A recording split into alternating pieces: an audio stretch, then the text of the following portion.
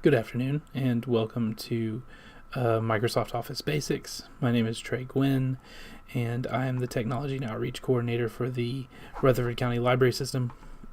Today we are going to take a look at some of the most basic skills that you can use on three of the Microsoft Office platforms, and we'll talk about which ones those are here in a minute. And then at the end of class, or towards the end, we will talk about some free alternatives to Microsoft Office that you can look at using, because Microsoft Office can be a little bit expensive, and so there are free alternatives, and I think it's important to talk about those, so we're going to.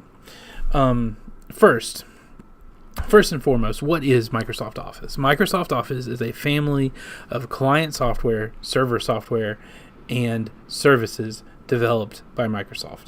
That is some fancy language that just means it's a bunch of programs that are made by Microsoft under one banner that are meant to help you with office productivity.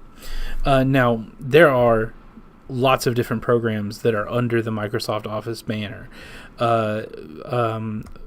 You've got PowerPoint, you've got Word, you've got Excel. Those are probably the three most famous.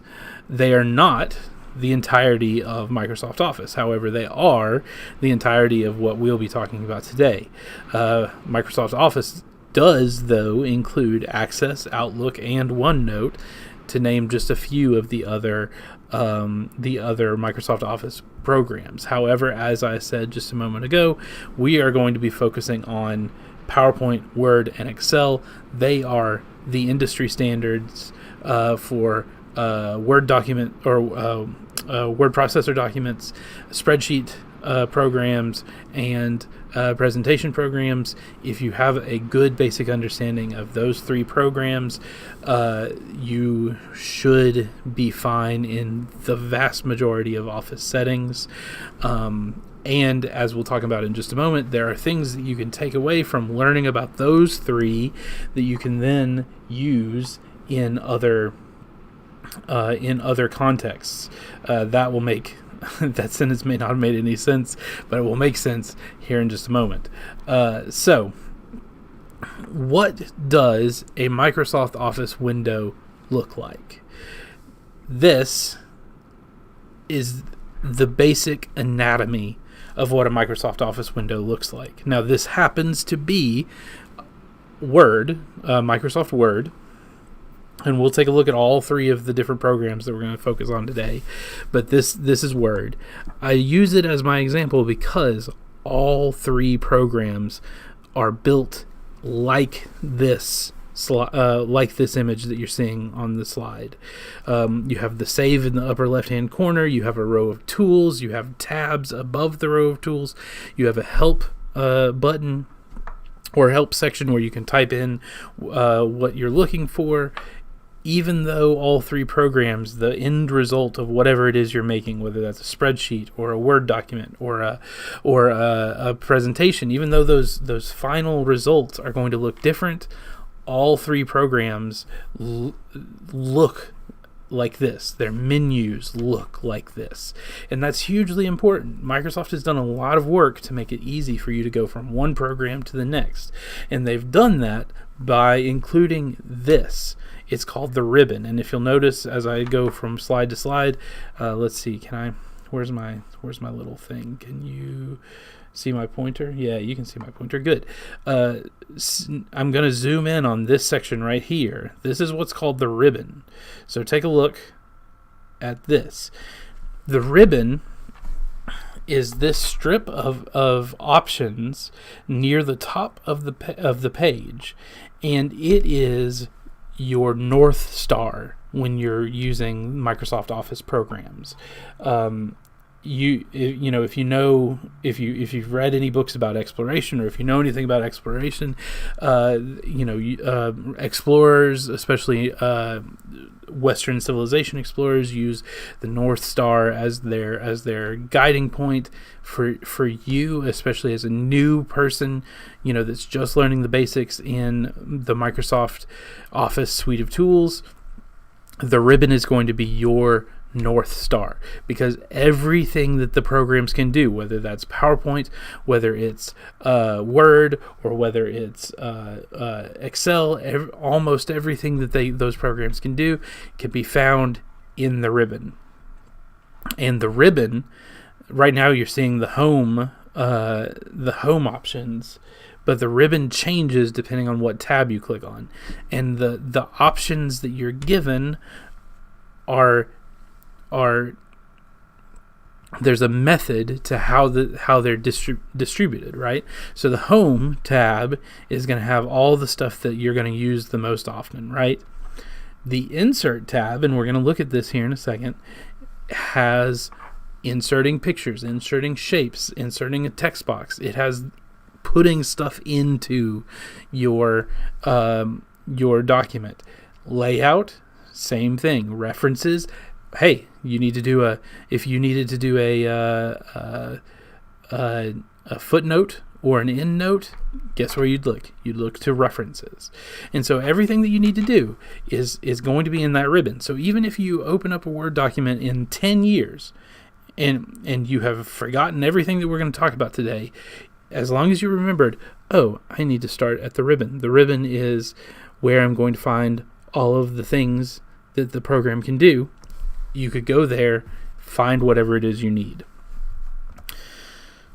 Where's my... here we go.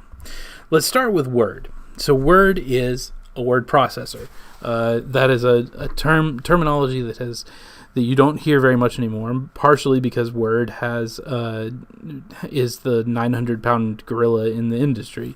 But like when I was a kid, it was Word Perfect, and which was a different offering from a different company, and then Word kind of came in and muscled it out.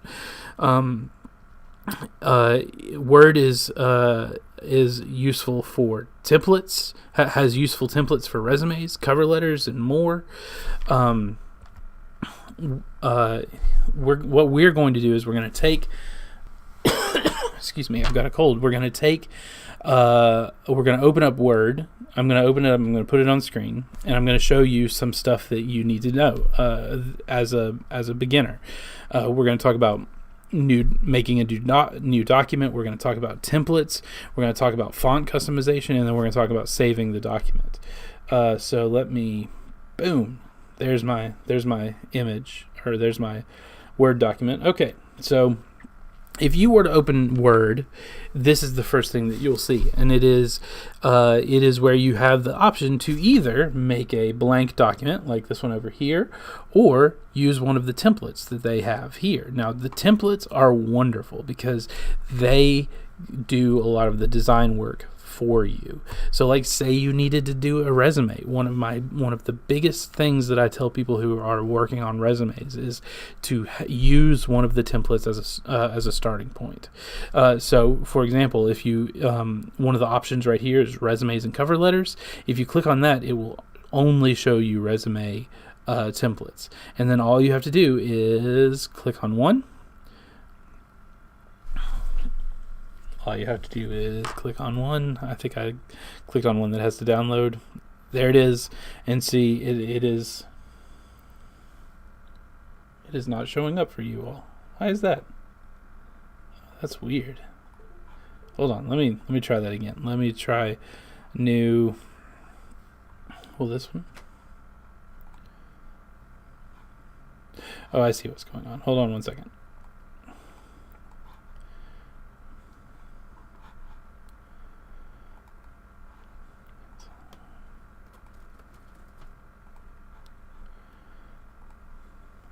There we go. Okay. There we are. So, see, I chose a resume, and it will give you this resume with a bunch of placeholder things that tell you what to put in. So for your name, you'd put your first name, surname. You put your second name. For here, you'd put the type of job that you're applying for. So templates are wonderful, and all three of the programs that we're going to talk about today, Word, PowerPoint, and Excel, have these templates that we can use. But let's open a we're going to open a new blank document. We're going to get rid of my, we're going to get rid of my don't save.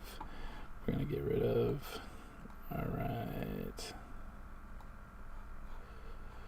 We're going to go to, sorry, you'd think that I would have, aha, there we go. There we go. So what we're going to do is we're going to take a look at font customization, and then we're going to save the document so that you have an idea of how that works. Now, I'm actually going to, yes, there we go. Okay.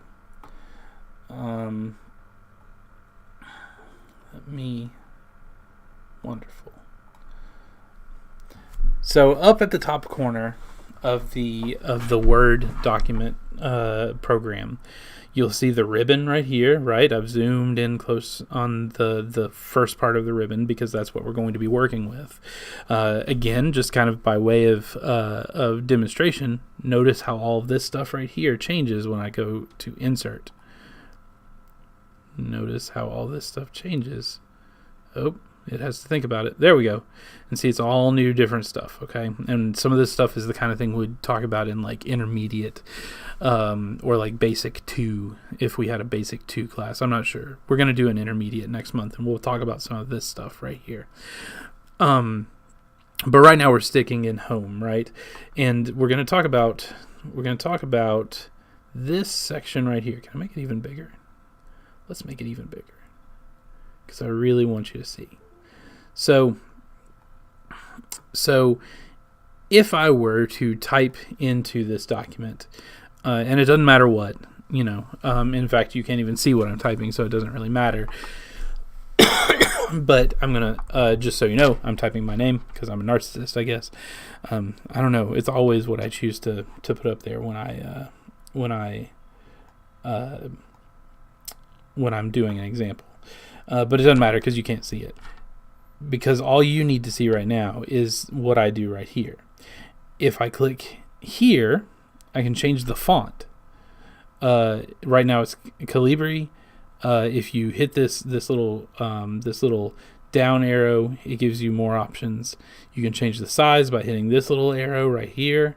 You can change the size up and down one bit, like one set size by clicking these two little guys. You can change the case of a letter by clicking on this. You can change it from lowercase to uppercase. You can make it sentence case, so it starts with a capital letter. You can make it bold. You can make it italics. You can make it underlined. That's all right here. And the secret is, what's great about this is because Microsoft makes Word, PowerPoint, and Excel, it's exactly the same in all 3 programs. All 3 programs have a little section like that looks exactly like this, that lets you, for example, change the color of the word that you've typed, or put a strike through it, or change the size, and it's the exact same. So if you learn how to navigate this in Word, then you can excuse me, I have a cold. Then you can do this in all 3 of these programs. And I'll give you even another hint, and it is the 2 free programs that we're going to take a look at the very end of class.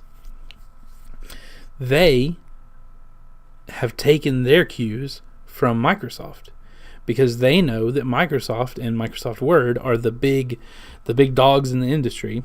They have based how they work on Microsoft because they know that's what people are used to. And so if you learn how to do this in Microsoft, all you have to do is find it in the other programs and you'll know what you're doing.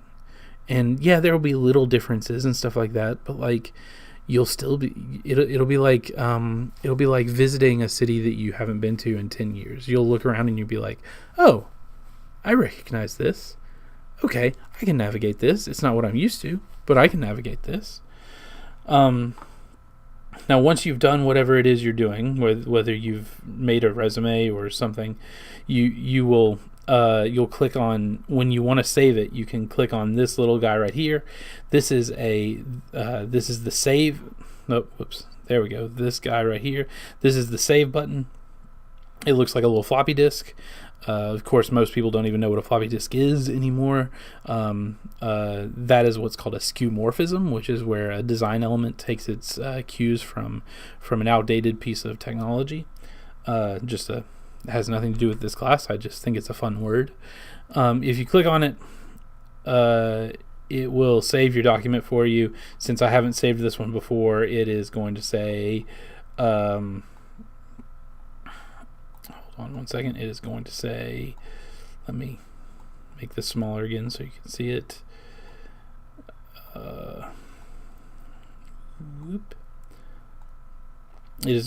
Because I haven't saved this before, it wants me to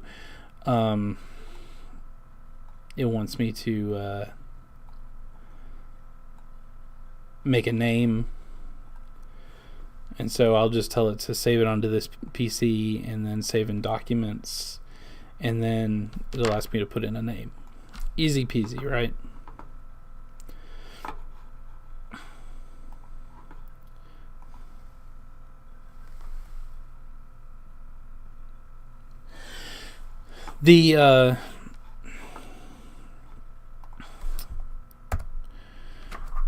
And this is kind of just a recap, but here is the ribbon again, and that little section that I showed you.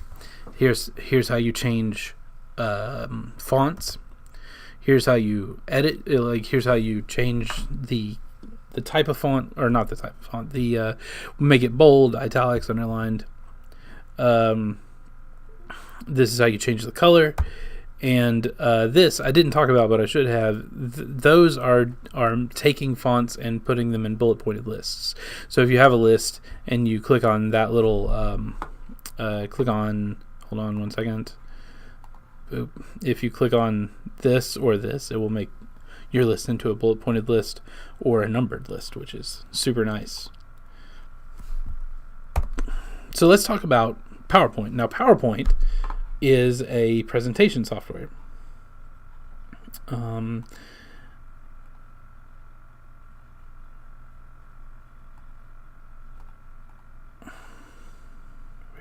is... Aha, okay. Now, PowerPoint is a presentation software.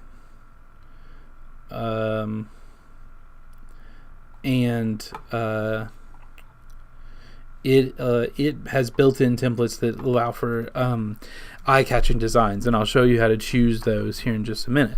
Now, what we're going to focus on is how to make a new slide, a new slideshow, adding slides, and then inserting media.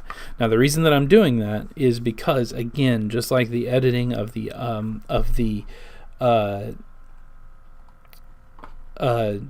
Word.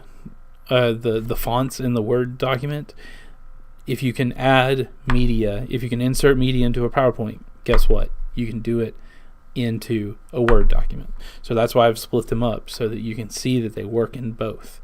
Now let's talk about, here's my PowerPoint. This is what it's going to look like when you first open it. You have the choice. You can make a blank presentation, or there's all these pretty templates. Now, unlike Word and unlike Excel, even though we haven't talked about Excel yet, when you're talking about templates in PowerPoint, you're talking about templates that are 100% aesthetic. When we talked about Word, we talked about how there's like resumes and cover letters and stuff like that. And when we talk about Excel, we can talk about how there's like calendars and budgets and stuff like that. When it comes to PowerPoint, it is 100% aesthetic. You just are choosing the look of the presentation that you want to make. Now, I'm just going to choose a blank presentation. You'll notice that up here, if I click on this, up here, you'll see the exact same kind of font manipulation tools that you had in Word. Now, instead, we're actually going to go to Insert. In fact, hold on, let me do the thing again where I make it. I'm not going to make it as big as last time, but I'm going to make it big. There we go. Okay. So instead of home, we're going to be dealing with insert. So if I click insert, it's going to take a second because I don't know why. There we go. And one of my options, I have multiple different options, right? But one of my options here is, wait, it hasn't. Oh, interesting. It's not showing up for you. Weird. Okay, well, you're just going to have to trust me, and that's really annoying. But if you click on insert, one of the options that's kind of like right here, even though you can't see it, is pictures. If you click on that, it'll open up your the file in your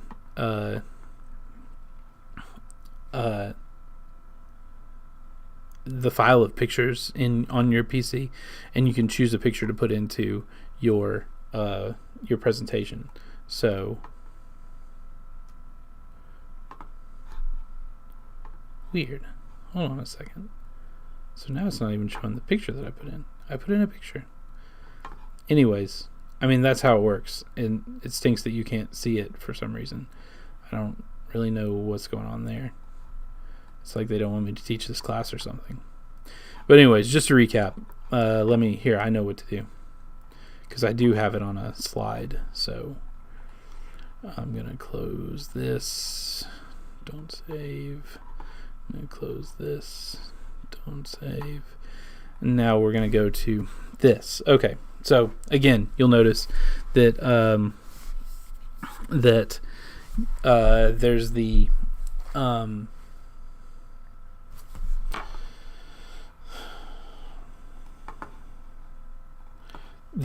same font manipulation tools that we had a moment ago. That's where you click to add a new slide.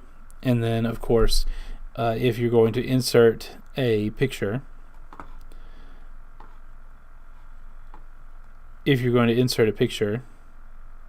oh, I know what was going on. Hold on a second, because I want to do right by you all, okay? And I don't want to just. Okay. All right. Here we go. Aha. Okay.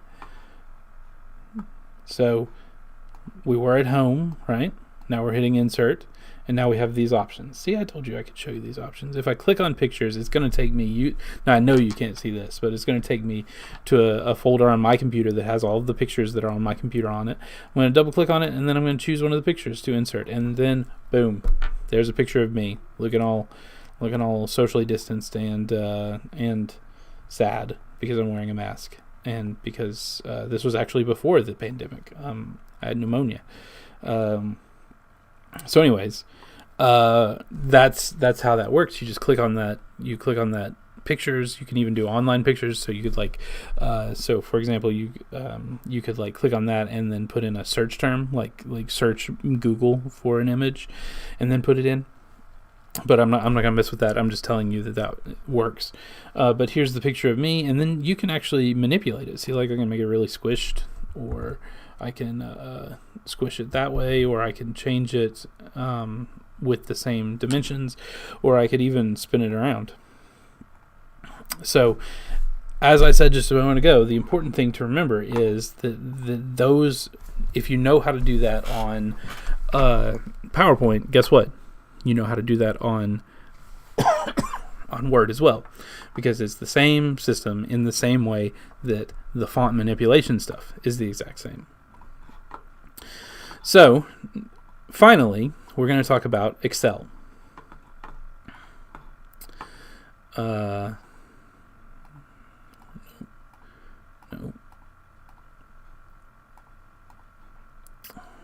I need. So Excel is a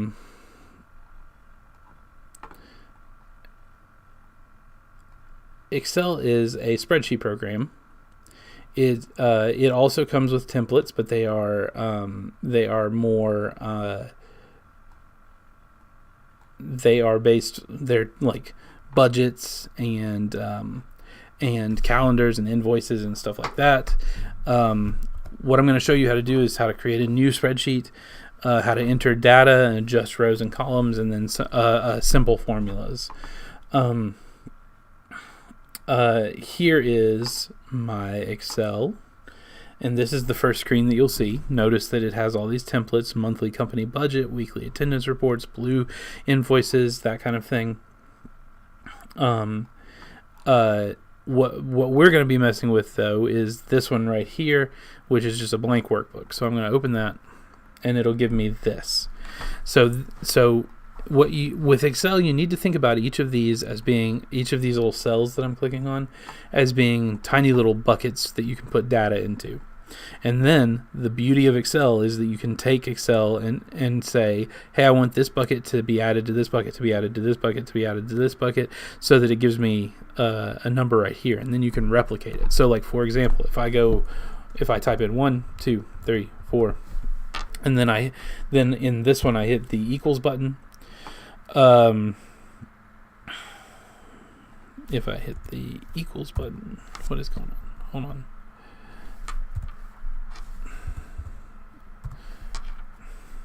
If I hit the function button up here, it'll say, hey, do you want to add E4 through EH together? And I'm going to say yes, and so it'll tell me how much is in that.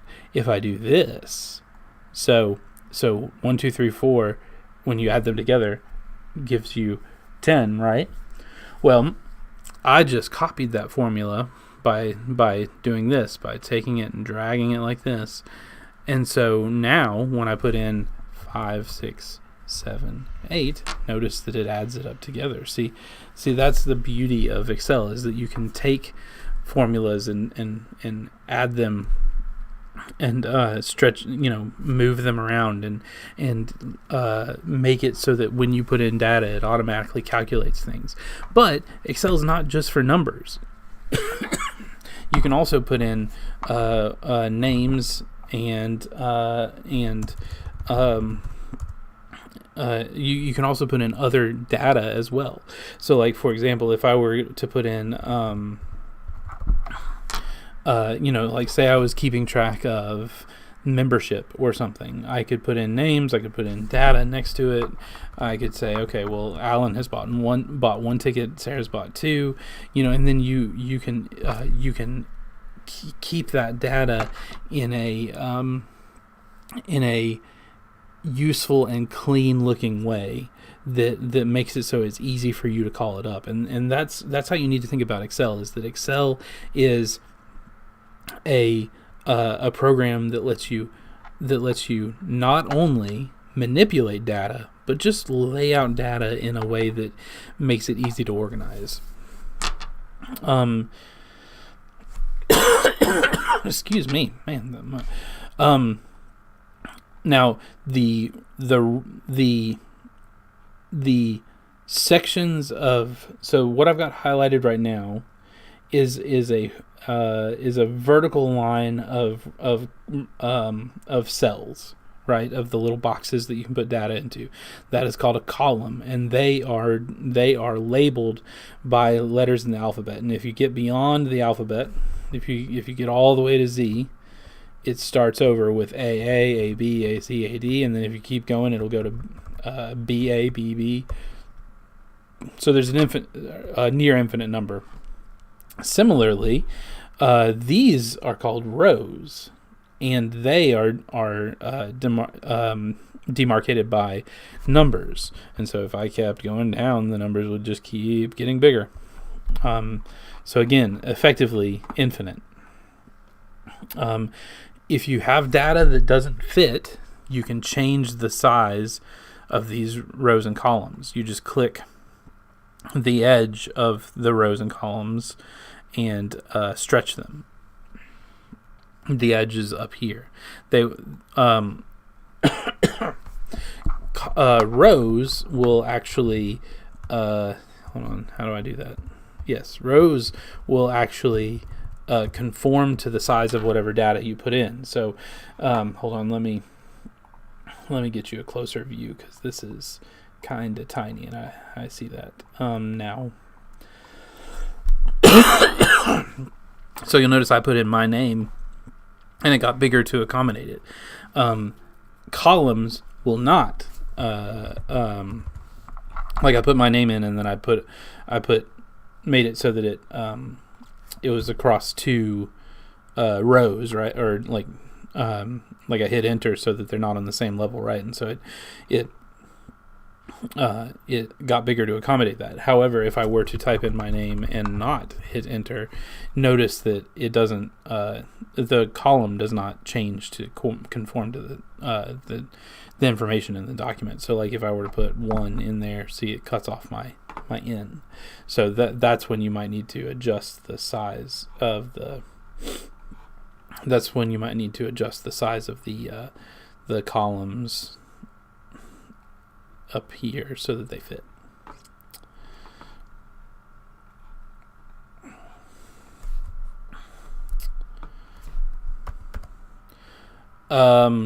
Well, the question slide is for for when we're doing in-person classes. Obviously, this is a little bit tougher to have questions. Now, I do want to talk about the free alternatives before I let you go.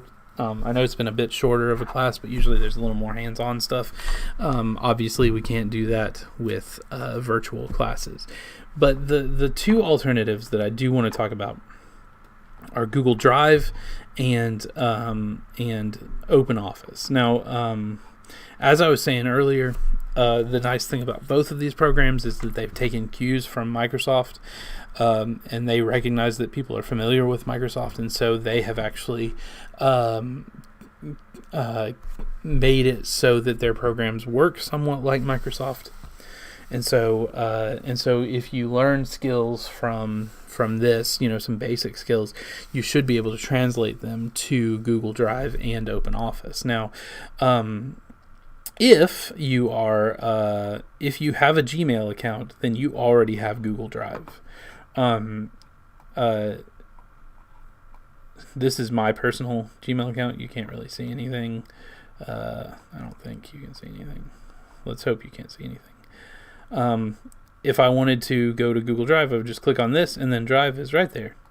And if I click on that little triangle, it opens up Google Drive, and this is I'm not going to show you because I don't want you to see my documents, but my documents are down here in this bottom part. And if you need to make a new document, you just click on New, and it asks you what kind of document you want to make. Wait, I can show you that. New. And then you have docs, sheets, slides, which are the equivalent of Word, Excel, and PowerPoint. And then as far as OpenOffice goes, it is a little more traditional. It is your, hold on, let me shrink this down. It is a free download from openoffice.org. And I'm just going to flash that up here. And it has equivalents to all three programs too. They are called Writer, WRITER, Impress, which is their PowerPoint equivalent, and then Calc, which is their spreadsheet equivalent. So,